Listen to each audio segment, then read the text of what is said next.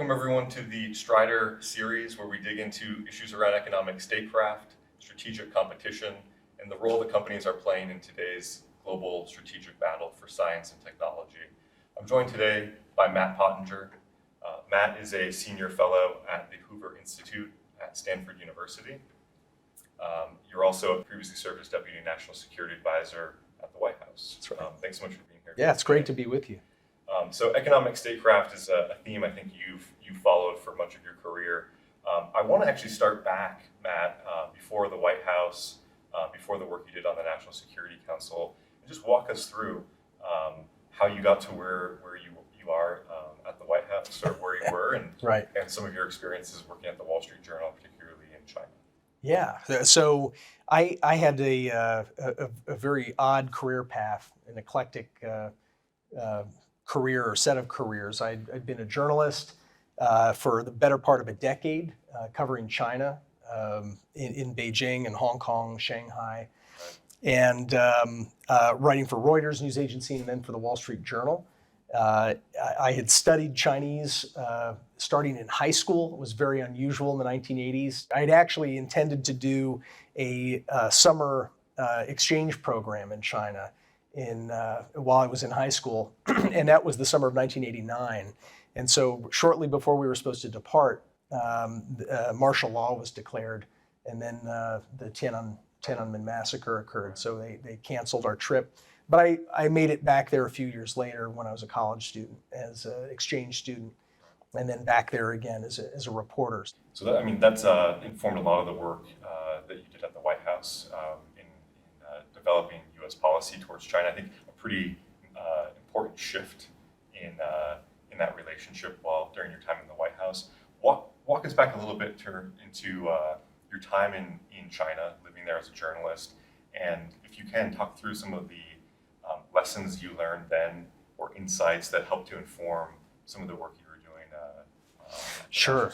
Well, it was a fun time to be there in the 90s and early 2000s, because this was the period in the late 90s leading up to China's entry into the World Trade Organization. So there was a lot of discussion and actual economic reform that was taking place. Remember, the prime minister or premier of China at the time was Zhu Rongji, who was a forceful reformer who introduced a lot of market dynamics into the Chinese economy, which up to that point had been primarily centrally controlled, but experimenting a bit, and he really pushed that experiment to its apogee. And property was in effect privatized for the first time. I think they also were trying to create competition among state-owned enterprises, right? And there's a big push towards.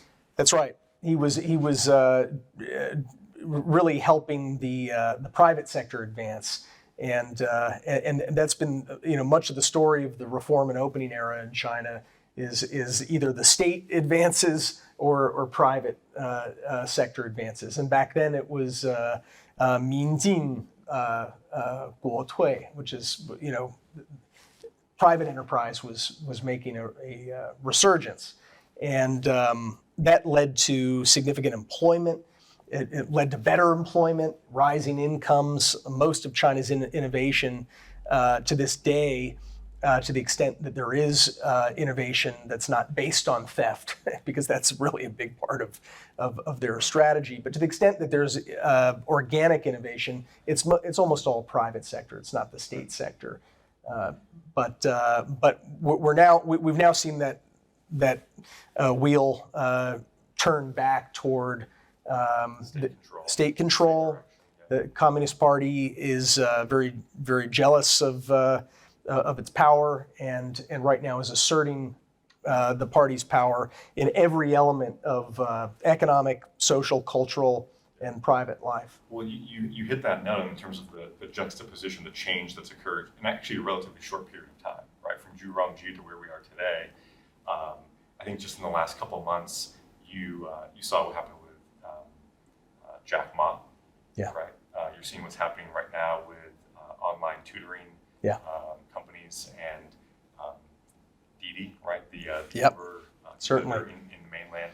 So it seems like there definitely is this clear directive at the highest levels of the Chinese government to really rein in and control private industry. That's right. I read this morning that Chinese stocks that are listed in the United States have lost close to $1 trillion in value since their peak earlier this year.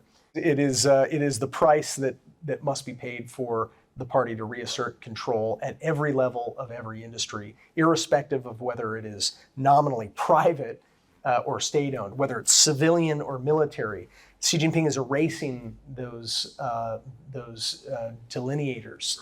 There's no distinction between the two, right? Increasingly little distinction. Yeah, that's the direction. When did you see this shift? So you're tracking Zhu Rongji's reforms and the privatization efforts. You're there as a journalist and covering these developments, and then take us back to now you're in the White House. Is that the inflection point? Do you see it happening before you actually come in? Earlier than that, or earlier than my White House service, but not at the time that it was happening. So it was I was among those who held what I think was a mainstream view at the time, which was that by opening up our markets, sharing technology, transferring technology, educating a generation of Chinese engineers and military officers and bureaucrats and financial technocrats, that China would inevitably begin to converge with a more liberal order. That it would loosen the grip of the party over the daily lives, economic lives, personal lives, maybe even eventually political lives of Chinese citizens. So what I didn't know at the time, what I think few people, some did, but few people understood that China's entry into the WTO at the end of 2001, so 20 years ago, was not the starting gun for an even greater explosion of reform. It was actually the finish line. So the hardest reforms that they made were made as down payments in order to gain acceptance into the WTO. And after that, the reform movement stalled. And a decade later, when Xi Jinping came into power, late 2012, we've since then, over this past near decade now, seen a wholesale reversal of a lot of those reforms. One of the things we want to dig into a little bit during this conversation, Matt, is the theme of economic statecraft. Yeah.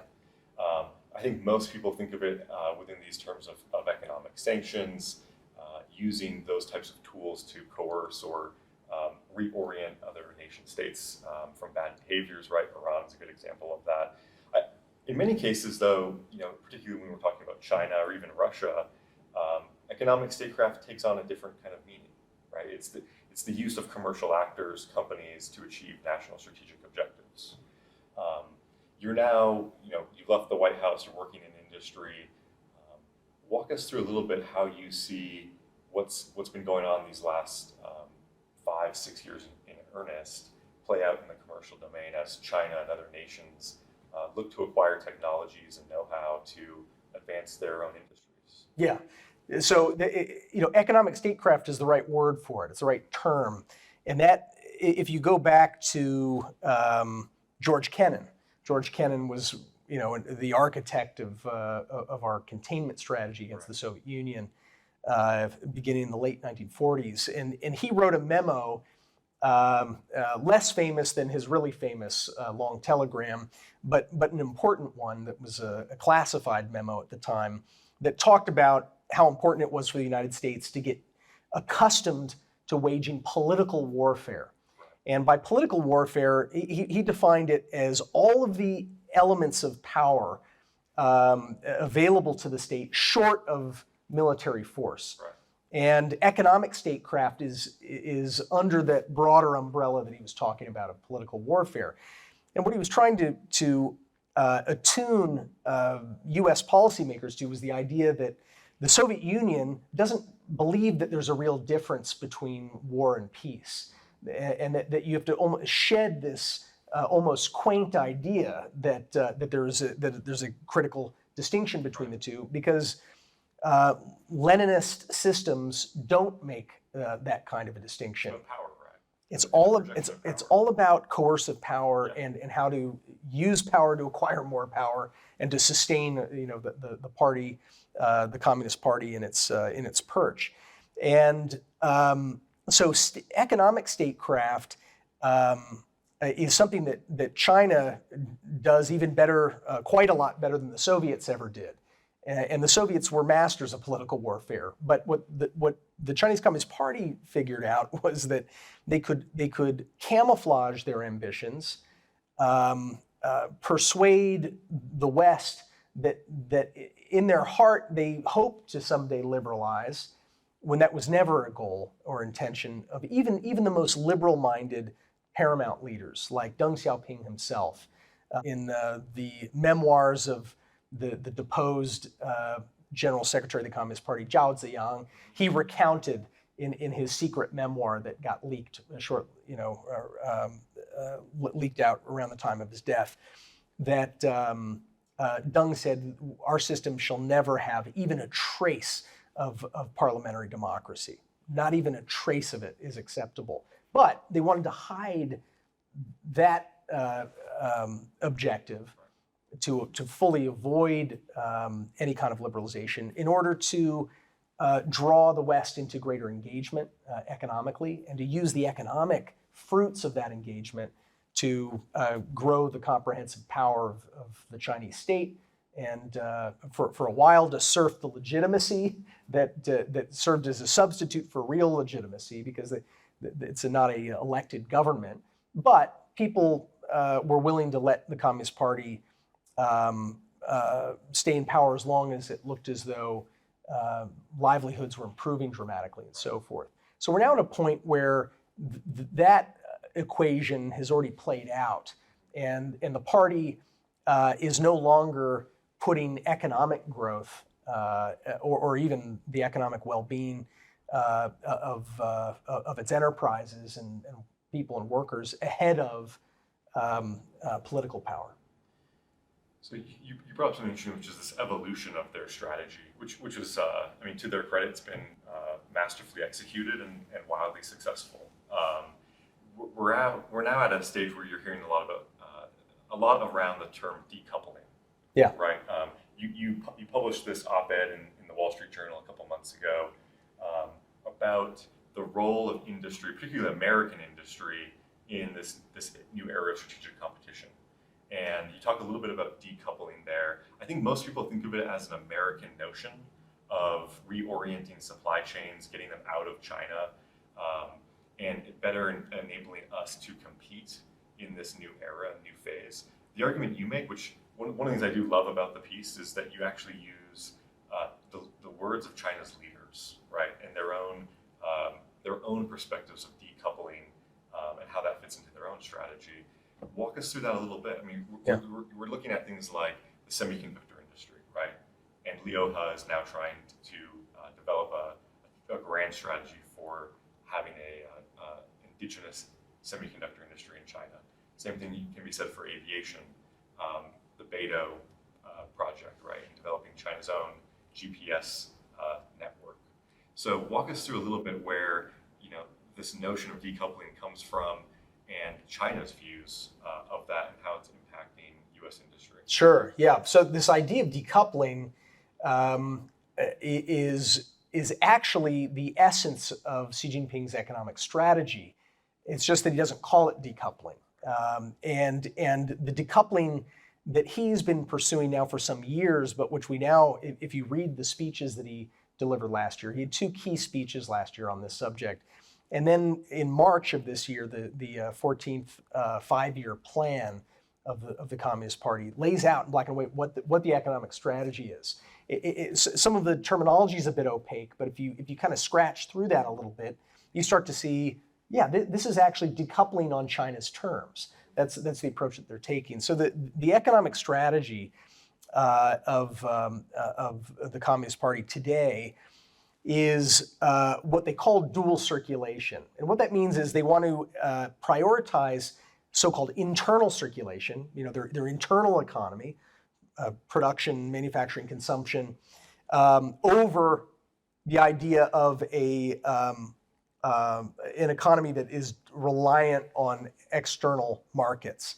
They still want interplay with external markets, but they want to calibrate it so that that interplay serves their political objectives. So it's in order to acquire coercive leverage through a mercantilist approach. And what that approach is specifically, they lay it out in the language. It is to reduce China's dependence on outside technology, at least in the form of imports of outside technology. They're okay stealing it or forcing companies to transfer the technology. They don't want to have to purchase it in the form of finished goods and equipment from Germany and the United States and Japan and elsewhere. So in the high-tech realm, they want to be self-sufficient, but at the same time, and they're very explicit about this, they want to make those same industrialized countries wholly reliant upon China's supply chain for their high-tech goods and services.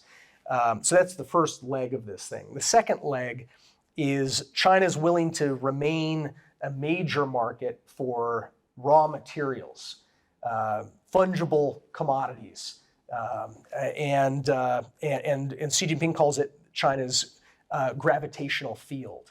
He wants to exploit this gravitational field to pull in iron ore and coal and seafood and all these raw materials, but to always have substitutes available, and then to use the directed substitution, not to allow the invisible hand of the market to decide where they source those goods, but for the Communist Party to decide which government they're going to reward by importing that country's raw materials. And if they want to, they're not happy with what one country is doing, they will punish that country by cutting off its that country's exports to China. And we're seeing this, play out live right now with Australia.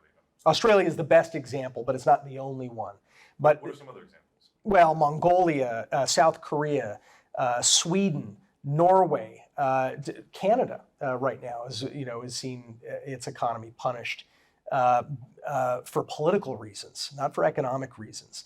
But in the case of Australia, what you're seeing is a country that China has cultivated over the course of decades in order to make Australia's export economy heavily reliant upon the Chinese market. So almost 40% of Australia's exports go to China.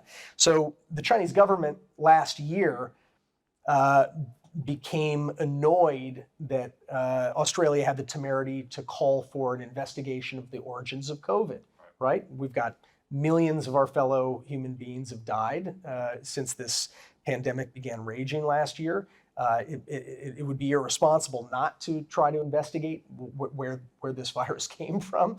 And so because they had the temerity to bring that up at the WHO, and by the way, almost every country supported that idea, China decided to punish Australia. And the weapon of choice was the one that was described in Xi Jinping's speeches and in the 14th five-year plan. It was, we'll start cutting off their exports to China. So they punished beef, barley, lobster tails, those Australian lobster, other seafood, the wine, coal. In fact, the only thing that they didn't punish was iron ore, and there's something instructive in that. It was the one thing for which China could not find a good substitute. There's not enough Brazilian ore, to offset. Yeah, exactly. So they left that alone because they need that. So this is actually Chinese economic statecraft, like 101. Yeah, it's a form of political warfare. And the most interesting element of it, or the most instructive element, is that China is using the coercive leverage of that pain that they're inflicting on Australian business to ask for political concessions, not economic concessions. So the Chinese embassy in Canberra put out a 14-point list of demands. They called it a list of disputes, but it was clearly a list of demands, and they were mostly political in nature. It said if Australia wants to improve the relationship with Beijing, it has to muzzle its free press. We're not going to tolerate Australian newspapers criticizing the Chinese Communist Party. It has to agree to China's expansive, outrageous claims of sovereignty over the entirety of the South China Sea, and so on and so forth. They demand that Australia change its internal laws to make it easier for Chinese covert influence and espionage activities to occur there. So they're very telling that the things that they demanded. But there's a silver lining in this story. There's a good ending to the story, even though it's still ongoing. The Australians realized that this was an ultimatum, that were they to accept this ultimatum, they would be living in a new order. And it would be an order in which Australia's sovereignty is subordinate to Chinese sovereignty and interests. And so the Australian people, including their exporters, including investors and others, bucked up and said, we can't accept this ultimatum. And so they called Beijing's bluff, and they began to find their own substitute markets. Substitution works two ways, right? It's not just on the demand side. And so they have been quite successful, actually, in finding new markets for most of those items that have been punished. And that's good. That's going to serve them well in the long term. It means that they're less reliant on the Chinese market for exports. It also means that China, having fired this silver bullet and having missed, isn't really able to fire that again at Australia with any chance of success. And if other countries pay attention to this example and they prioritize their foundational values ahead of the short-term pain that China can exert, then other countries can use Australia as a positive example of how to diffuse China's coercive threat. Matt, while you're at the White House, there was a U.S. trade representatives. It's called the 301 investigation into Chinese trade practices. This is essentially the foundational legal basis for what kickstarted the trade war, right? A lot of the work that was done and evidence that was put together detailed Chinese industrial policies and programs, talent programs, geared at targeting and acquiring foreign talent, as well as intellectual property. Obviously, here in the world today, emerging technologies, talent, they exist within corporations, right? And those are where the leading edge researchers exist. They're on the front lines of this new strategic competition that's underway. One of the key outcomes from the 301 investigation was some data around the scope and scale of economic losses to the U.S. economy on an annualized basis. And I think the economists at the U.S. Trade Rep's office pegged this number between $400 and $600 billion a year. Yeah. Right. Yeah. In the news today, you see cases that are coming up at the FBI. I think Corning just announced that they had an employee who stole intellectual property. It's easy to look at these as one-off bad apples, but you don't get to a $400 to $600 billion a year number by having a couple of individuals take off with IP. What the data that we have and what we've seen at Strider is that this is a systematic effort, right? It's not just the United States; it's any industrialized country. You're seeing commentary coming out of Japan about forming an industrial economic espionage counter agency just to address this threat. Walk us through, what is, based on your experience and what you've seen, what does the system look like? What are the components of it? And then finally, what should we do about it? Yeah, I'm glad you called it a system, because it is an elaborate system that is designed to cause American enterprises to part ways with the fruits of their research and development. Yeah. And it's helpful to take a step back for a moment and just consider some of the elements of that system, because there is no real analog in a democracy for some of the components. We've heard of industrial espionage and things like this, but what you have is a whole body of activity that's called united front work, okay? And by front, they mean the front of a war. Remember what I mentioned, that there's no real difference to a Leninist totalitarian system. There's no real distinction between war and peace. They're always in some form of war. And so united front work describes the activity that the entirety of the Chinese Communist Party, all 95 million members of the party, are required to support so-called United Front work. And there are many arms of the government that are involved in this. There are many different agencies and components, but one of them is called the United Front Work Department. And that's only one element of it. But what their job, and they've got 3 times as many officials as the US State Department has Foreign Service officers. And that's just in one component. But their job is to target not just, and not even primarily, other officials, but private individuals in countries all over the world, and the institutions that they run. So they scope out elites and the companies and the institutions that they belong to, sometimes at a very low level, by the way. One of the interesting things that leaked out last year was a Chinese company that was gathering dossiers on foreign citizens, millions of foreign citizens. And what was fascinating about it was that they were using open source and some stuff that I would consider gray area stuff, things that we would consider to be private data, but which they found ways to either purchase or scrape or hack from networks and databases. Right. And what was fascinating was that they even had low-level people in companies that they thought were important.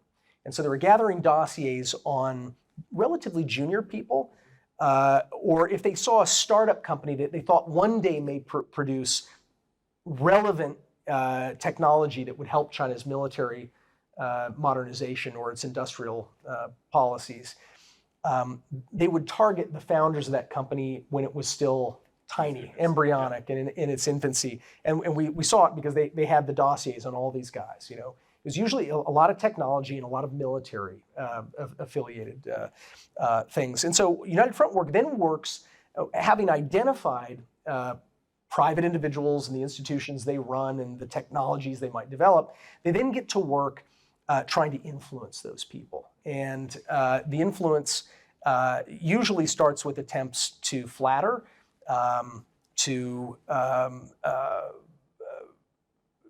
in some cases bribe, but really to ingratiate the Chinese system into the orbits of these individuals and their companies, and sometimes also to coerce, using leverage from what the Soviets used to call compromat, right? Right. So it goes all the way down to coercive, right? Absolutely, we've seen the coercive approach that they've taken as well. Yeah. And this is an area where I'd love to get your take.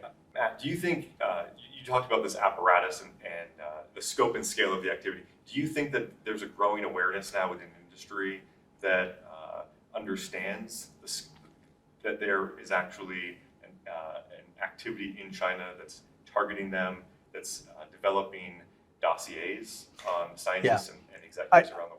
Undoubtedly, the awareness is growing of the problem and the consequences of IP theft, but there's a bit of a lag in terms of understanding the techniques that the Chinese Communist Party employs, how they're able to also coerce otherwise very good Chinese nationals who work in U.S. companies, who start companies of their own. They sometimes get systematically coerced as well. And so those techniques and tactics and procedures, I think there's a lot of room for companies and CEOs and boards and investors and others to sort of understand the approach that they're taking. When we were looking at how China was systematically influencing international organizations, all the alphabet soup of organizations under the umbrella of the United Nations. Sometimes China would be the smallest donor to a body, a UN body, but it would be the most influential actor. The World Health Organization is a good example of that, but there are many others. And so we started to look and say, how do they do that? What was the magic trick that allowed China, which is a minor contributor to the World Bank, to be the #1 beneficiary without question of the World Bank? They're the #1 borrower. And they also are the number one recipient of contracts. And it's mostly state-owned enterprises that get awarded the vast majority, about 40% of all contracts.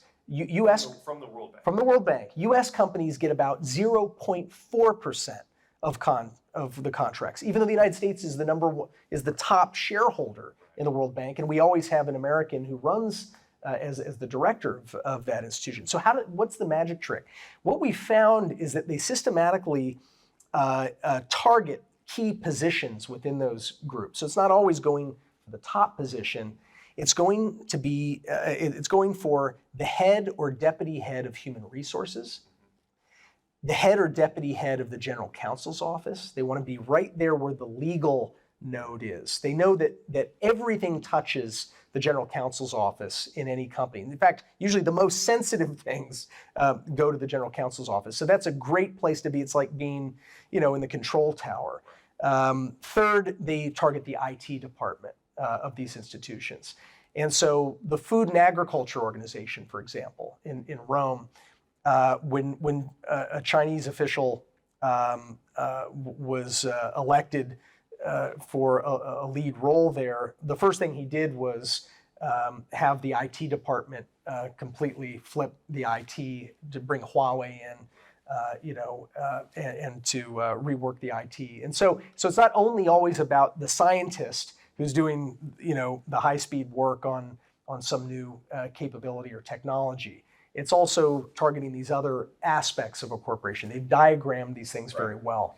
Yeah, the way you talk about how they dissect those core functions within these, the World Bank, international government organizations, that holds true on the corporate side as well, right? Like we've seen in some of the data that we've collected, similar instances of individuals working in network administration within large corporations who are connected to United Front, who have those types of ties back to the government and are driving some things internally that are concerning for the executive teams, right? So I think this is an interesting segue into the blending that goes on from a China perspective, not just in the way that they look at governments or international organizations, but how that also plays out in industry.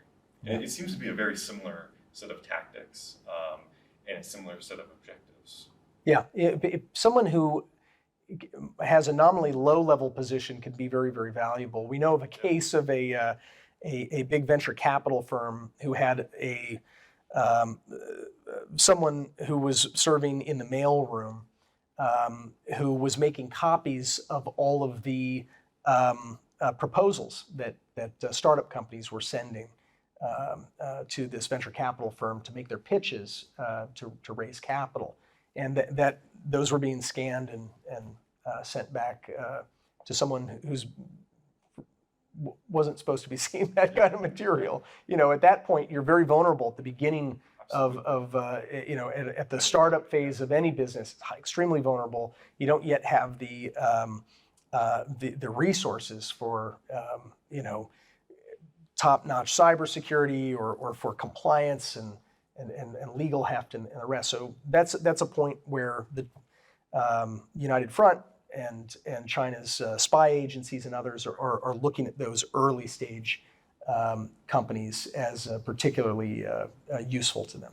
We've kind of hit through a couple of different themes here, right? Economic statecraft. We talked a little bit about United Front and the role that they play, not only across public sector, but in companies as well. And the way that you get to a $600 billion a year in economic losses just from Chinese IP theft alone is through that system. What's the role of government in combating the system and protecting U.S. industry? And how should executives begin to think about this next era of strategic competition and how they're going to position their companies to succeed? Yeah. The U.S. government has a really key role to play in this, but it is always going to be insufficient. The FBI can't be everywhere. You don't want the FBI everywhere. That's not the way we operate as a society. And so it's incumbent upon.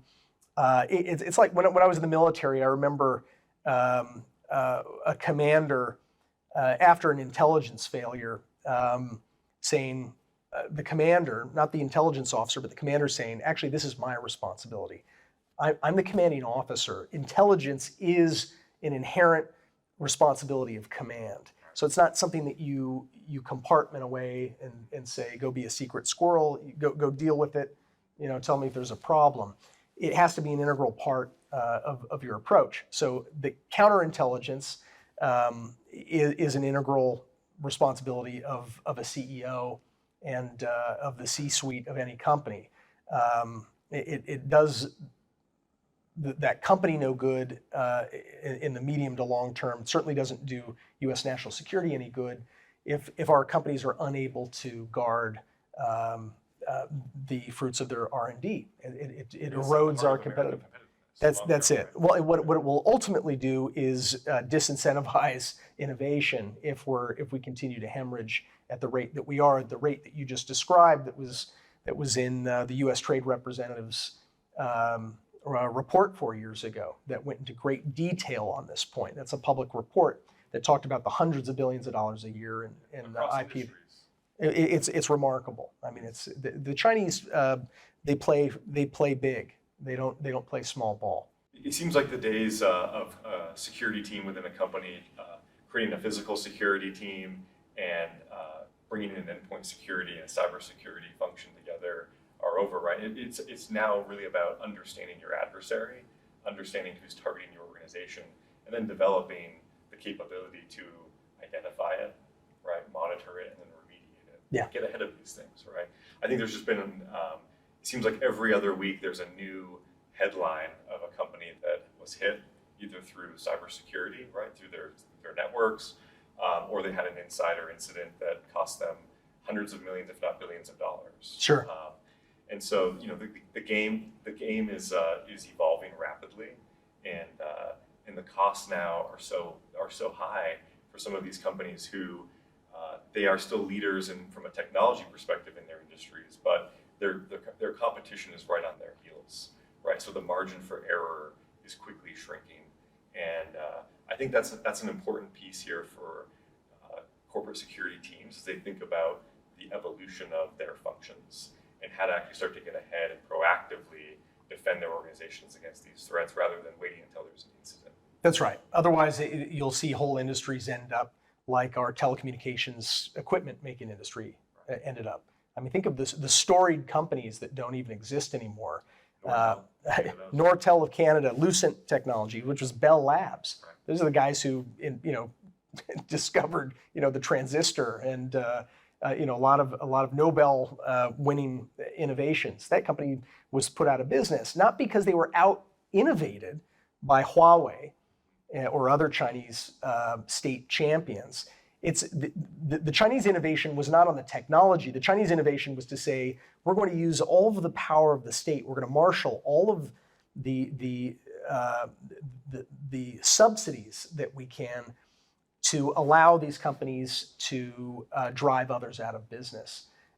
And so if you take a piece of Huawei radio access network gear and you crack it open, the technology is mostly American that's inside of that thing, right? But what they were able to do was figure out how to drive all of their competition out of business through a model of massive state subsidies.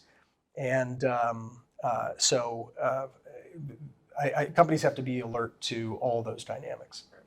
So Matt, thank you so much again for joining us, for your insights, and really helping us unpack something that I think is pretty complex for most corporate security teams today. Also, thank you so much for your service, both in the White House and as a Marine. It was a pleasure, and a privilege. Thank you, everybody, for joining in today. We look forward to you tuning in again next time.